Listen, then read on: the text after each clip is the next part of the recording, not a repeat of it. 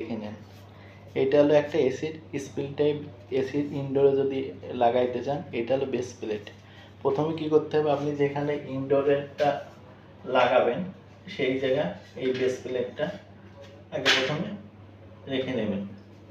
এরপর যে এই যে স্পিড লেভেল আছে না, এই স্পিড লেভেল দিয়ে আস্তে আস্তে দেখবেন যে আপনার সমান করে নেবে। যতক্ষণ পর্যন্ত বাবলটা মাঝখানে না আসে ততক্ষণ পর্যন্ত আপনি এটি করবেন। দেখেন স্পিড দেখছেন, বাবলটা মাঝখানে আসছে, তাহলে এই যে হরিজন্টাল ভাবে ঠিক আছে। এখন এই যে ভার্টিক্যাল ভাবে দেখেন ঠিক আছে কিনা, দেখেন ভার্টিক্যাল ভাবেও ঠিক আছে। এখন যখন এভাবে হয়ে যাবে তখন আপনি এই যে দেখছেন বিভিন্ন ছিদ্র আছে, এখন এই ছিদ্রগুলো বিভিন্ন পয়েন্ট দিয়ে নেবেন, মানে যেখানে আপনি এই স্ক্রুগুলো লাগাবেন।